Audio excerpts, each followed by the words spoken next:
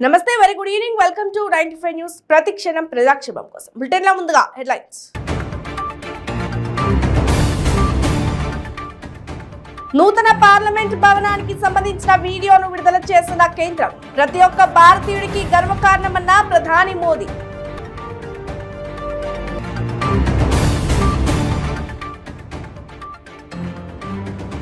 తెలంగాణకు కాంగ్రెస్ పార్టీపై మంత్రి నిరంజన్ రెడ్డి విమర్శలు కాంగ్రెస్ పాలనలో అన్ని పెండింగే అని ఎద్దేవా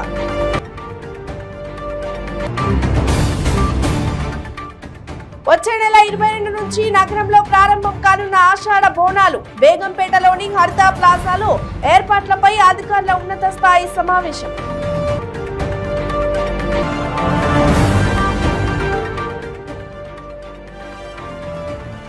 మహబూబాబాద్ పట్టణంలో అక్రమంగా వెలిసిన గుడిసెలను తొలగించిన అధికారులు అడ్డుకున్న గుడిసెవాసుల అరెస్ట్.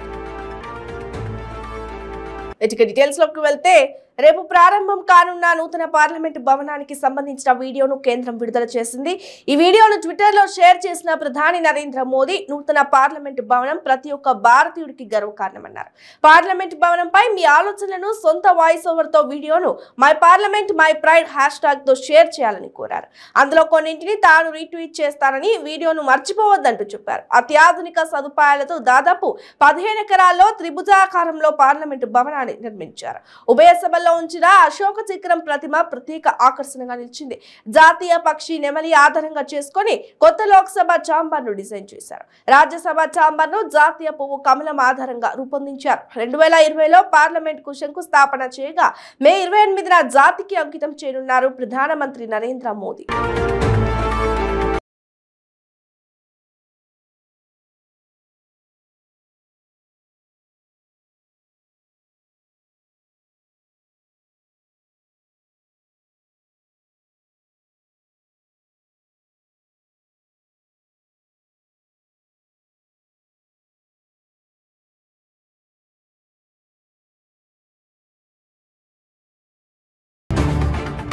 తెలంగాణకు కాంగ్రెస్ పార్టీ చేసిన ద్రోహం అంతా ఇంత కాదని మంత్రి నిరంజన్ రెడ్డి విమర్శించారు. కాంగ్రెస్ పాలనలో అన్ని పెండింగే అన్నారు. నీళ్లు పెండింగ్, నిధులు పెండింగ్ అంటూ ఎద్దేవా చేశారు.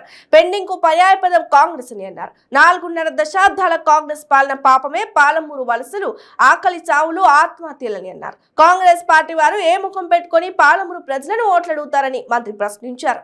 అధికారం ఎప్పుడు దక్కుతుందా అని కాంగ్రెస్ నేతలు కళ్ళలో ఒత్తులు వేసుకొని చూస్తున్నారని మంత్రి ఎద్దేవా చేశారు. 1946 నుంచి 51 మధ్యకాలంలో కానీ 1969 ఉద్యమం నాడు కానీ మలిదశ ఉద్యమం 2001 నుంచి 14 వరకు జరిగిన కాలంలో కానీ తెలంగాణ నేల మీద జరిగినటువంటి ఆనాటి ఆయా సందర్భాల యువకుల మరణాలు కావచ్చు, కాల్చివేతలు కావచ్చు, ఎన్కౌంటర్లు కావచ్చు, బలిదానాలు కావచ్చు, ఇవన్నీ మీ పాప పరిపాలనకు పరాకాష్ట. జీవితకాలం కూడా తెలంగాణ సమాజం మిమ్మల్ని క్షమించదు. ప్రత్యేకించి తెలంగాణ కోణంలో తెలంగాణ సమాజం ఎప్పుడు కూడా కాంగ్రెస్ పార్టీని క్షమించదు. చేయాల్సినంత పాపం చేసినారు. జీవితానికి సరిపోయే ఒక జీవితకాలానికి సరిపోయే పాపం చేసింది కాంగ్రెస్ పార్టీ తెలంగాణకు. కాబట్టి తెలంగాణ ప్రజలు క్షమించారు మిమ్మల్ని. ఈ పాలమూరులో ఈ ప్రాజెక్టులు ఏదో ఆలస్యం అవుతున్నాయి, మేము వచ్చి పూర్తి చేస్తూ ఉన్నాం. అసలు పాలమూరు రంగారెడ్డి ప్రాజెక్టు మొదలు పోకుండా అడ్డుగాలేసింది, కేసులు పెట్టిందే మీరు కదా. కోర్టులలో కేసులు వేసిందే మీ నాయకులు కదా. వచ్చే నెల 22 నుంచి నగరంలో ఆషాఢ బోనాలు ప్రారంభమవుతున్నాయి. ఈ మేరకు మంత్రి తలసాని శ్రీనివాస్ యాదవ్ అధ్యక్షతన బేగంపేటలోని హరిత ప్లాజాలో ఏర్పాట్లపై ఉన్నత స్థాయి సమావేశం జరిగింది. జూన్ 22వ తేదీన గోల్కొండలో ఆషాఢ బోనాలు ప్రారంభమవుతాయని, జూలై 9న సికింద్రాబాద్ మహంకాళి బోనాలు, 10న రంగం, 16న ఓల్డ్ సిటీ బోనాలు, 17న ఉమ్మడి దేవాలయాల ఆధ్వర్యంలో ఊరేగింపు జరుగుతాయన్నారు. తెలంగాణ రాష్ట్రం ఏర్పడిన తర్వాత ముఖ్యమంత్రి కేసీఆర్ ఆధ్వర్యంలో సంస్కృతిని చాటి చెప్పే విధంగా బోనాల ఉత్సవాలు జరుగుతాయని మంత్రి తలసాని అన్నారు. మన అందరికీ హైదరాబాద్ సిటీలో మన రాచకొండ కానీ సైబరాబాద్ అన్ని ప్రాంతాల్లో కూడా దేవాలయాలకు డబ్బులు ఇచ్చి అక్కడ రిపేరింగ్ కానీ పెయింటింగ్ కానీ దాంతోపాటు బ్రహ్మాండమైనటువంటి ఫ్లవర్ డెకరేషన్, లైటింగ్ డెకరేషన్ ఇవన్నిటికీ కూడా ఇవ్వడం జరిగింది. మీకు అందరికీ తెలుసు. అయితే ఈ పండుగని అద్భుతంగా జరుపుకోవాలంటే మరి ప్రధానమైనటువంటి భూమిక పోషించేది అధికారులు. నీకు అన్నిటికంటే టఫ్ జాబ్ అంటే పోలీస్ డిపార్ట్మెంట్, దాని తర్వాత GHMC, metro water works, electricity department, R&B, cultural department ఇవి ప్రధానమైనటువంటి భూమిక మరి పోషిస్తున్నటువంటి విషయం మీకు అందరికీ తెలుసు. అయితే దీంట్లో మనము ఈ సంవత్సరం ఇది చాలా ఇంకా గ్రాండ్ గా జనం ఎక్కువ వచ్చేటువంటి అవకాశం ఎక్కువ ఉంది. ఎందుకంటే 2 ఏళ్ళు కోవిడ్ తర్వాత లాస్ట్ ఇయర్ కొంత భయంతోనే వచ్చింది, కానీ ఈసారి మరి బ్రహ్మాండంగా జాతర జరిగేటువంటి అవకాశం ఉంది.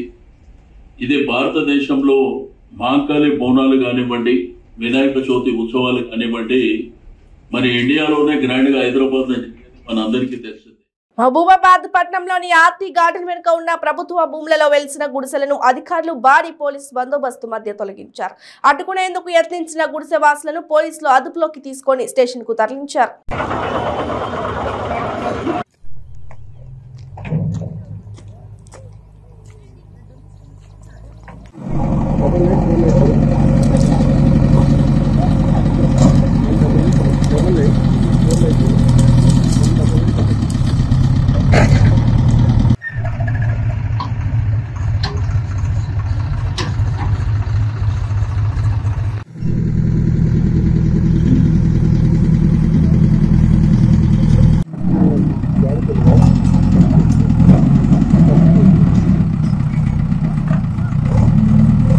సర్వే నెంబర్ వచ్చి 287/1.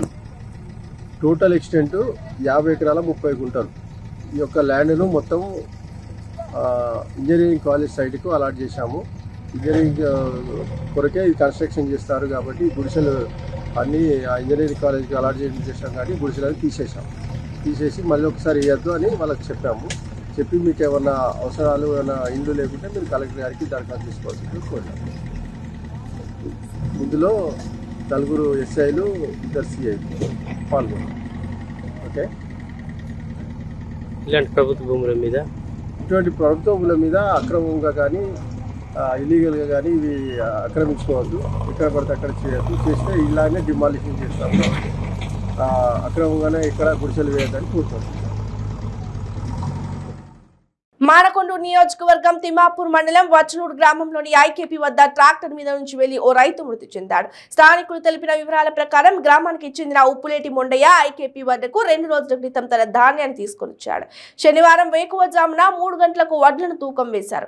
ఉదయం లోడింగ్ చేస్తానడంతో మొండయ్య ఐకేపీ వద్ద తాడిపత్రి కప్పుకొని నిద్రపోయాడు.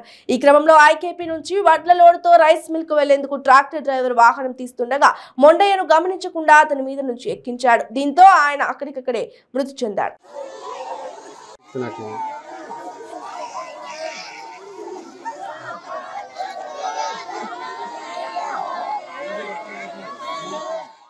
నెల్లూరు జిల్లా మనుబోలు మండలం బద్దెవోలు క్రాస్ రోడ్డు సమీపంలో ఇన్నోవా లారీ ఢీకొన్న ఘోర రోడ్డు ప్రమాదంలో 3 అక్కడికక్కడే మృతి చెందారు. మరో 5 మందికి తీవ్ర గాయాలు కావడంతో గూడూరు ప్రభుత్వ ఆసుపత్రికి తరలించారు. గూడూరు ప్రభుత్వ ఆసుపత్రిలో చికిత్స పొందుతున్న వారిని నెల్లూరు రూరల్ డీఎస్పీ వీరాంజనేయ రెడ్డి పరామర్శించారు. వారి బంధువుల నుండి వివరాలు అడిగి తెలుసుకున్నారు.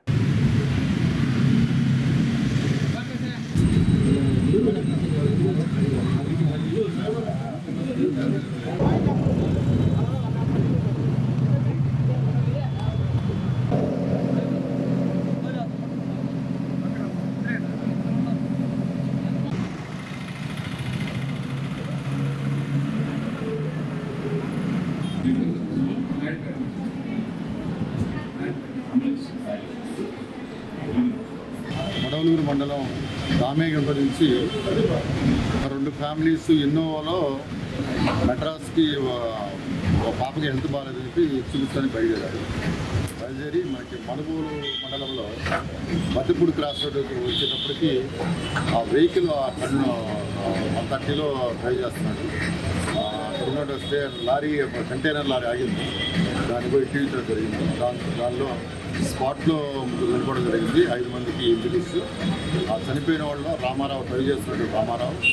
రామారావు కూతురు, అలాగే దుర్గాప్రసాద్ అతను కొడుకు, ఈ 3 చనిపోవడం జరిగింది. మిగతా వాళ్ళందరికీ కూడా ఇంజరీస్. అందులో అనకాపల్లి జిల్లా కసింకోట మండలం విసన్నపేట భూములపై జనసేన నాయకుడు దూలం గోపి మంత్రి అమర్నాథ్ బినామీలపై బహిరంగ చర్చకు పిలుపునిచ్చారు. అనకాపల్లి 4 రోడ్ల జంక్షన్ లో వైసీపీ నాయకులు బహిరంగ చర్చకి రావాలని జనసేన నాయకులు సవాల్ విసిరారు. జనసేన నాయకుల సవాల్పై వైసీపీ నాయకులు ఎవరు స్పందించకపోవడం మండలంలో తీవ్ర చర్చకు దారితీసింది. సవాలు చేసిన వైసీపీ నేతలు ఎక్కడ? సవాలు చేసిన వైసీపీ నేతలు ఎక్కడ? సవాలు చేసిన వైసీపీ నేతలు ఎక్కడ? సవాలు చేసిన మంత్రి గుడివాడ అమర్నాథ్ బినామీలు ఎక్కడ? కాపాడు 4 రోడ్ జంక్షన్కి వచ్చాం.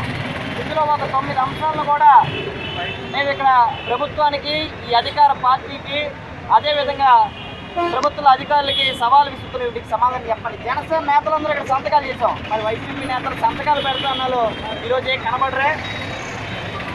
అంటే మీకు రెక్కలు కుంభకోణాలు ఎక్కడ జరిగితే అక్కడ వాళ్తారు అంతే తప్ప సమస్యల మీద సవాలు చేయడం, పారిపోవడం, రాకుండా ఉండడం మీకు అలవాటుగా మారిపోయింది. కాబట్టి మీరు తప్పు చేసినప్పుడు తప్పని ఒప్పుకోండి.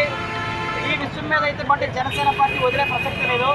ఈ కుంభకోణంలో ప్రధాన సూత్రధారి అయినటువంటి మంత్రి గుడివాడను కూడా అంగట్లో అన్ని ఉన్న అల్లుడు నోట్లో శని ఉన్నట్లు జిల్లాలో నాగవలి, వంశధార, మహేంద్ర తనయ, బహుదా, సునాముది, పరాహాలగడ్డ వంటి జీవనదులు ఉన్న శ్రీకాకుళం ఇంకా కరువుపీట వెనుకబడిన ప్రాంతంగానే ఉండిపోయింది. ఈ నదుల్లోని వందల టీఎంసీల నీరు ఇప్పటికీ సముద్రంలోకి వృధాగా కలిసిపోతూనే ఉంది. దబార్ సింగ్, కలింగదల్, నక్కసాయి, బంతిబంత, సంకుజోడు, దామోదర్ సాగర్ వంటి ప్రాజెక్టులు కడితే ఉద్దాన ప్రాంతానికి తాగునీరు అందించి కిడ్నీ సమస్యను పూర్తిగా నివారించవచ్చు. ఖాళీగా ఉన్న భూములలో 3 పంటలు పండించుకోవచ్చు. జిల్లాలో ఉన్న ఖనిజ సంపదలను వినియోగించుకోవడం ద్వారా నిరుద్యోగ సమస్యను రూపుమాపవచ్చు అని శ్రీకాకుళం జిల్లా కేంద్రంలో రైతు కూలీ సంఘం నాయకులు అభిప్రాయపడ్డారు. తద్వారా వెనుకబడిన ప్రాంతాన్ని అభివృద్ధి చేయవచ్చన్నారు. రైతు కూలీ సంఘం జిల్లా మహాసభలు రేపు సోమవారం నాడు శ్రీకాకుళం బాపూజీ కళామందిర్లో జరగబోతున్నాయి. ఈ మహాసభల సందర్భంగా ఈరోజు రైతు కూలీ సంఘం ఆఫీసులో పోస్టర్ ఆవిష్కరణ జరిగింది. మేము ముఖ్యంగా ఇవాళ ఈ జిల్లాలో ఉన్నటువంటి రైతాంగాన్ని ఒక సమస్య మీద పిలిపిస్తున్నాం. వ్యవసాయం అనేటువంటిది గ్రామాల్లో అది ఒక సంతృప్తిగా గ్రామీణ ప్రజలకు ఉపయోగపడాలంటే ముందు సాగునీటి ప్రాజెక్టులన్నింటినీ కూడా ఖచ్చితంగా ఏ ప్రభుత్వమైనా పూర్తి చేయాలి. పాలకులు మారుతున్నారు, ప్రభుత్వాలు మారుతున్నాయి, అయినా ప్రాజెక్టులు మాత్రం వాళ్ళకి కూడా పూర్తి కావటం లేదు. వర్షాధారం మీద పండించే పంటకు కూడా ఈ ప్రభుత్వం సరైనటువంటి గిట్టుబాటు ధరలు కూడా ఇవ్వలేనటువంటి పరిస్థితుల్లో కూడా ఉన్నటువంటి విషయాన్ని మనందరికీ తెలుసు. నిన్న కాక మొన్నే మనం ధాన్యం పండించిన రైతాంగాన్ని కూడా తీవ్రంగా ఇబ్బందులు పెట్టారు. ప్రతి గింజని మేమే కొనుగోలు చేస్తామని చెప్పి రైతు భరోసా కేంద్రాల ద్వారా రాష్ట్ర ప్రభుత్వం చెప్పింది. కేంద్ర ప్రభుత్వం కూడా మేము పండించిన ప్రతి పంటకు మద్దతు ధరలు ప్రకటిస్తామని చెప్పి నరేంద్ర మోడీ ప్రకటించాడు. కానీ ఆచరణలో ఇవాళ ఏ పంటకు కూడా ఇవాళ ప్రభుత్వం కొనుగోలు చేసే పరిస్థితులు లేదు అనేటువంటిది మనకు స్పష్టంగా అర్థమవుతూ ఉంది. ఇవాళ జీడి పంట వచ్చిన సమయం తుళ్లూరు దీక్షా శిబిరం వద్ద ఉద్రిక్త వాతావరణం నెలకొంది. నల్ల బెలూన్లతో రైతులు రోడ్డుపైకి ఒక్కసారిగా దూసుకొచ్చారు. సీఎం డౌన్ డౌన్ అంటూ పెద్ద ఎత్తున నినాదాలు చేశారు. రైతులు నినాదాలు చేస్తున్న తరుణంలో జై జగన్ అంటూ గుర్తు తెలియని వ్యక్తి నినాదాలు చేయడంతో రైతులు మరింత మండిపడ్డారు. ఆ వ్యక్తిపై ఆక్రోశంతో దాడి చేశారు. పోలీసుల సాయంతో వ్యక్తిని సురక్షిత ప్రాంతానికి తరలించారు. చివరకు పోలీసులు రైతులను కట్టడి చేశారు.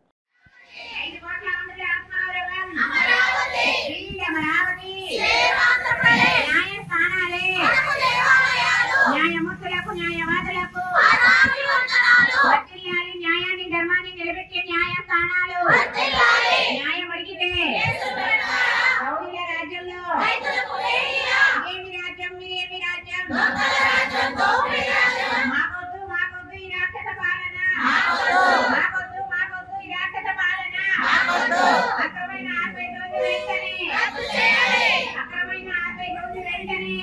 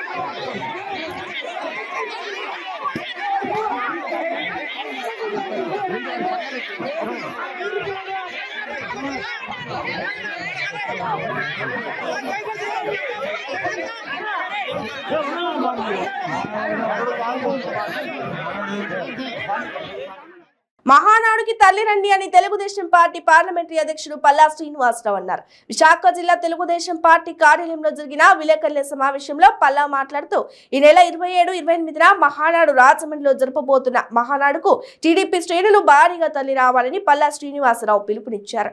ఎన్టీఆర్ శత జయంతి సందర్భంగా సభతో భవిష్యత్తుగా జరుపుకునే విధంగా వేడుక జరుపుకుంటున్నామని అన్నారు. ఎంతో మందికి రాజకీయ భిక్ష పెట్టింది ఎన్టీఆర్ అని అన్నారు. రాష్ట్రంలో ప్రస్తుతం అరాచక పాలన నడుస్తోందని ఒక్క నియంత పరిపాలన కొనసాగుతుందని అన్నారు. గమనించాలి, ఎందుకంటే మహానాడికి ఇది ఏడాది చేసేది కాదు, ప్రతి ఏడాది కూడా చేసేటువంటిదే. ఈరోజు ఈ ప్రభుత్వం ఎంత దారుణంగా వ్యవహరిస్తుందంటే అక్కడ తెలుగుదేశం పార్టీ పెట్టే ఏ మీటింగ్ కూడా సక్సెస్ కాకూడదని వీళ్ళ ఉద్దేశంతోనే జీవో నెంబర్ 1 తెచ్చారు. దీనికి హైకోర్టు, సుప్రీంకోర్టు వారికి అది కొట్టుపడేసింది కూడా. వాళ్ళకు ఒక చెంపపెట్టులాగా ఒక దెబ్బ కూడా కొట్టడం జరిగింది. ఈరోజు మహానాడుకి వెళ్దామంటే ఆర్టీసీ బస్సులు ఆటలు ఇవ్వకుండా వీళ్ళు అడ్డుపడుతున్నారు, ఏదో ఒక కండిషన్స్ పెట్టి. ఇది మంచి పద్ధతి కాదు. ఎందుకంటే ప్రజాస్వామ్యంలో మనం ప్రత్యర్థులు, శత్రువులు కాదు. మీరు అది గమనించాల్సినటువంటి ఒక పరిణతి చెందినటువంటి నాయకులకి అయితే ఈ విషయాలు గమనిస్తూ ఉంటారు. ఎందుకంటే ప్రజలు నిర్ణయించుకుంటారు ఎప్పుడు ఎవరికి ఓటు వేయాలని. అరే భారీగా జనం తరలి వస్తున్నారు కనుక వీళ్ళు సభలు జరగకూడదు, అపోజిషన్ కి మన గొంతుకు నొక్కాలి, వాళ్ళు ఏ కార్యక్రమం చేసినా దానికి అడ్డుపడాలి. పార్వతీపురం మన్యం జిల్లా గుమ్మలక్ష్మీపురం గ్రామ పంచాయతీకి ఉత్తమ ఆరోగ్య పంచాయతీ అవార్డు వచ్చిన సందర్భంగా సర్పంచ్ బొత్తాడ గౌరీశంకరరావుకు దోస్త్ మేరా దోస్త్ గ్రూప్ ఆధ్వర్యంలో బిఎస్ఆర్ కళ్యాణ మండపంలో సన్మాన కార్యక్రమం ఘనంగా నిర్వహించారు. ఈ సందర్భంగా ఆయన మాట్లాడుతూ గ్రామ ప్రజలందరి సహాయ సహకారాల వల్లనే ఇంతటి గుర్తింపు వచ్చిందని, ఎల్లప్పుడూ నా వెంట ఉన్న దోస్త్ మేరా దోస్త్ సభ్యులందరికీ కృతజ్ఞతలు తెలిపారు. ఈ కార్యక్రమంలో vice MPP Nimmaka Shekhar, BC corporation director Giri, ఉప సర్పంచ్ కిషోర్, వివిధ సంఘాల ప్రతినిధులు పాల్గొన్నారు.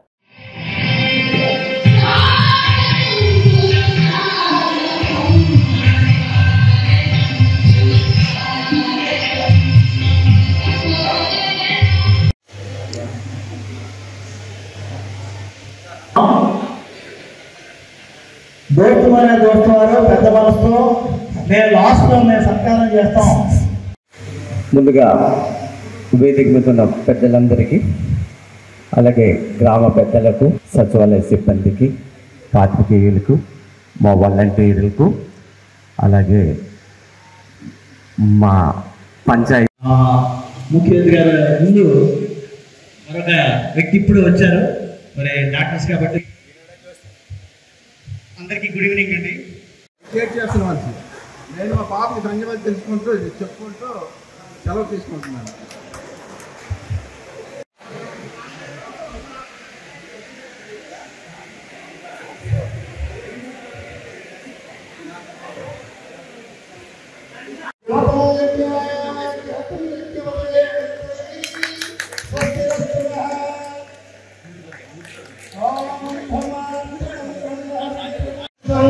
డాక్టర్ రవి గారు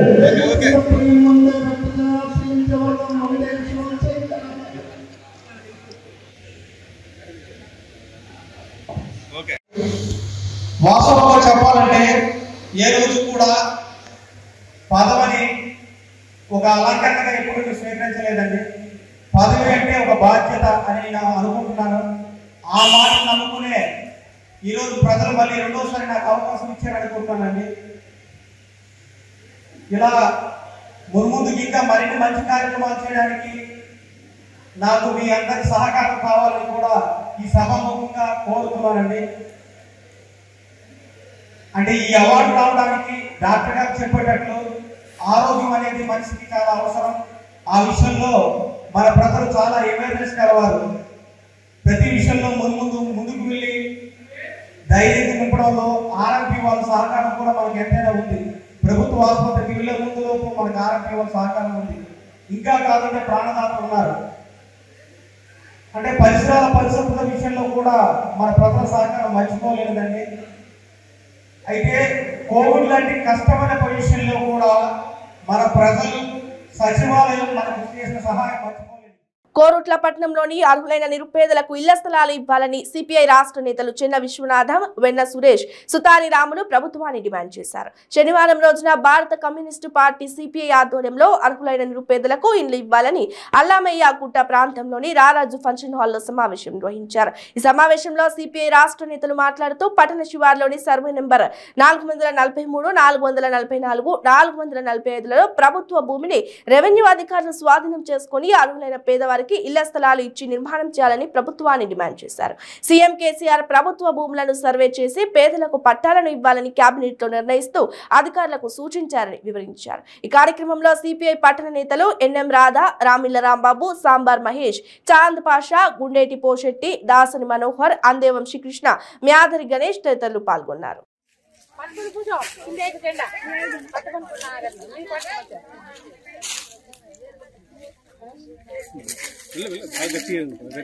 ఈ ప్రాంతంలో ఈ సర్వే నెంబర్లో ఇంత భూమి ఉందని చెప్పి మేము మనందరం కూడా ఇక్కడికి రావాల్సిన అవసరం వచ్చింది. మనం వస్తున్నాం, ఈ భూమి చూపిస్తున్నాం.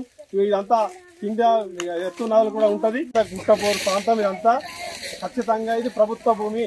ప్రభుత్వం ఏం చెప్తుందంటే, ప్రభుత్వమే కేసీఆర్ గారు మొన్న ప్రకటన ఏం చేసిందంటే, ఎన్ని ఈ కొరట్లలో కావచ్చు, ఇంకెక్కడ కావచ్చు, పేదవాళ్ళకి ఇల్లు ఇవ్వాలంటే మొత్తం సర్వే చేసి ఆ భూమిని స్వాధీనం చేసుకుని పేదవాళ్ళందరికీ ఇల్లు ఇవ్వాలని చెప్పి ప్రభుత్వం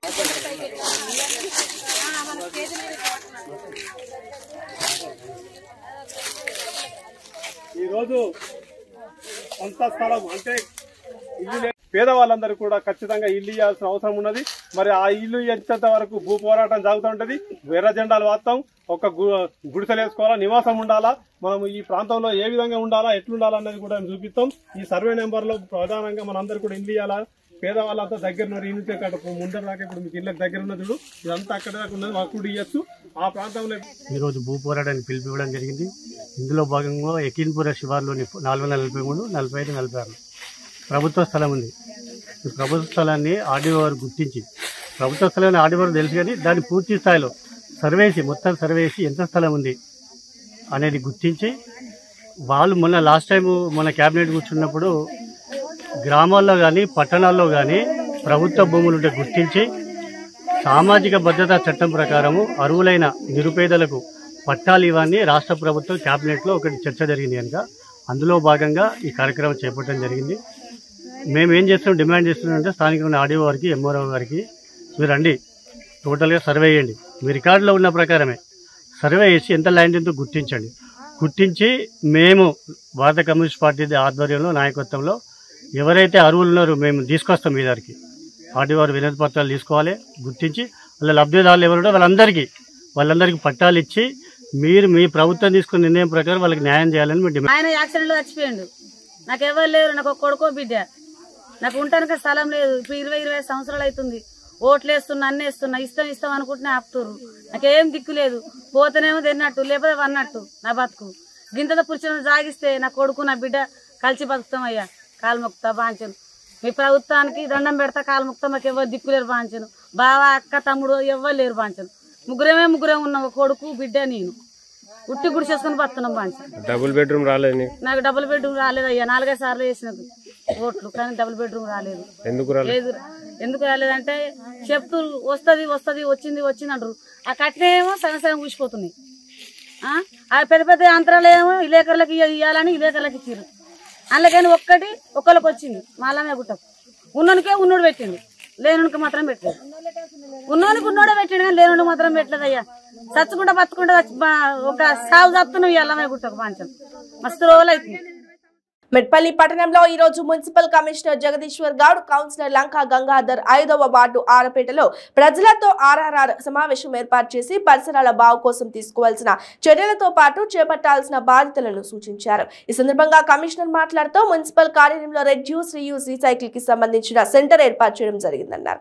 పొడి చెత్తకు సంబంధించిన అన్ని రకాలు వినియోగించిన దుస్తులు, పాతవి బట్టలు, దుప్పట్లు, పేపర్స్, పుస్తకాలు ఈ వస్తువులన్నీ మున్సిపల్ కార్యాలయంలో ఆర్ఆర్ఆర్ సెంటర్ కు ప్రజలు అప్పగించాలని తెలిపారు. తెలిపారు. పొడి చెత్తలో పనికిరాని వస్తువులను ప్రజల నుండి సేకరించిన తరువాత మున్సిపల్ కార్యాలయంలో RRR సెంటర్లో ఉంచబడు. ఎవరైనా బీదవారు దుప్పట్లు గాని, బట్టలు గాని, చదువుకునే బుక్స్ గాని, చెప్పులు గాని వారికి అవసరం ఉంటే తీసుకువెళ్లవచ్చని తెలిపారు. పనికిరాని పాత వస్తువులను ప్రజలు RRR సెంటర్ కు అప్పగించినచో వారికి రాష్ట్ర ప్రభుత్వం ద్వారా అవార్డు ఇవ్వడం జరుగుతోందన్నారు. ఈ కార్యక్రమంలో environment engineer Vishnu, Mujeeb, CO Gangarani Jyothi, ward officer Anil, ఆర్పీలు ప్రజలు పాల్గొన్నారు.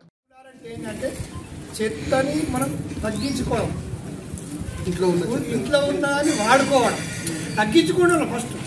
ఇప్పుడు ఎగ్జాంపుల్ అమ్మా, మీరు కూరగాయల మార్కెట్కి వెళ్తారు, వట్టిని చేతులతో పోయి కూరగాయలు తీసుకొస్తే ఎన్ని ప్లాస్టిక్ వస్తామనేట, టమాటాకు ఒకటి ఇస్తాడు, వంకాయలకు ఒకటి ఇస్తాడు, కొత్తిమీర అన్ని కలిపి అన్నీ ఒక 5 మార్కులు వస్తాం. అవి చేంజ్ చేస్తారు. మీరు తీసుకొచ్చి ఇంట్లో మళ్ళీ డ్రైన్లో వాడేస్తారు, చెత్త బుట్టలో వాడేస్తారు, మా మున్సిపల్ వాహనానికి ఇస్తారు. అది తీసుకుపోయి మనం డంప్ చేయాలి. అంత చెత్తనే కదా, అంత గలీజ్ కనబడి ఇంకా దాంతో మన వాతావరణం కాలుష్యమైంది. అవి దీని పశువులు ప్రతి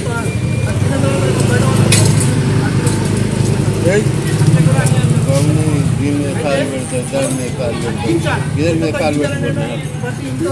అందరికీ బండ్లు ఉంటాయి. ప్రతి బండ్లో జూట్ బ్యాగ్లో మంచి పెట్టాలి. మరి పాతకాలం పెట్టింది కదా, జూట్ బ్యాగులు నచ్చినాయి. ఆ జూట్ బ్యాగులు ఖచ్చితంగా ఉండాలి. ఇప్పుడు నా కార్లో ఎవరైనా ఉంటాయి ఖచ్చితంగా. పోయినప్పుడు కూరగాయలు తెలంగాణలోని రైతులకు ఈ ప్రభుత్వం సకాలంలో వడ్లను కొనుగోలు చేయడం లేదని నర్సాపూర్ అంబేద్కర్ చౌరస్తాలో నర్సాపూర్ మున్సిపల్ చైర్మన్ మురళీధర్ యాదవ్ ధర్నా చేయడం జరిగింది. ఈ కార్యక్రమంలో Narsapur assembly convener Mallesh Goud, Narsapur councillor Buchchesh Yadav, councillor Goda Rajender, councillor Erukala Yadagiri, councillor Latha Ramesh Yadav మరియు రైతులు ప్రజలు పాల్గొన్నారు.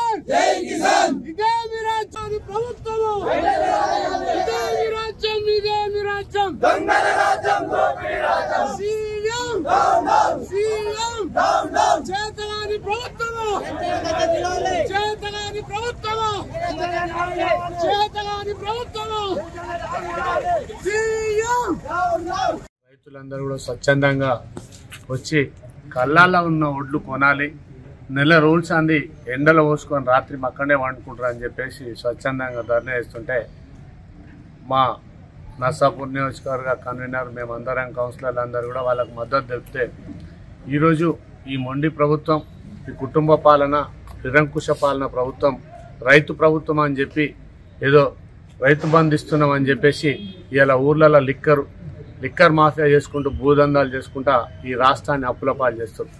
ప్రజలందరూ కూడా గమనిస్తున్నారు, రైతులందరూ కూడా గమనిస్తున్నారు.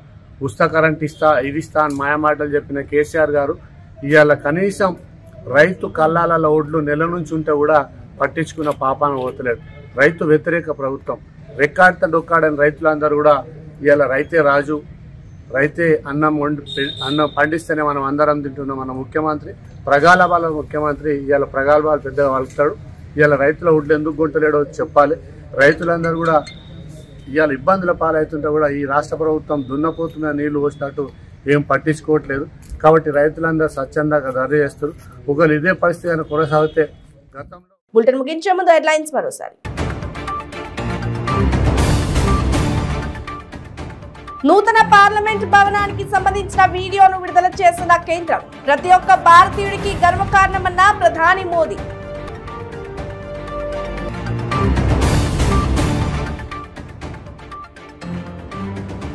తెలంగాణకు కాంగ్రెస్ పార్టీపై మంత్రి నిరంజన్ రెడ్డి విమర్శలు. కాంగ్రెస్ పాలనలో అన్ని పెండింగే అని ఎద్దేవా.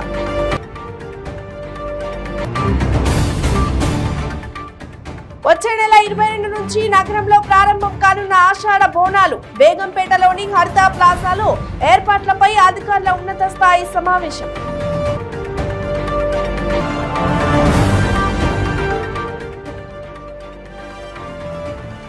మహబూబాబాద్ పట్టణంలో అక్రమంగా వెలిసిన గుడిసెలను తొలగించిన అధికారులు. అడ్డుకున్న గుడిసెవాసుల అరెస్ట్. ఇవి పోకుండా బులెటిన్ అప్డేట్స్ మరిన్ని అప్డేట్స్ కోసం చూస్తూనే ఉండండి 95 న్యూస్. ప్రతిక్షణం ప్రజాక్షేమం కోసం. నమస్తే.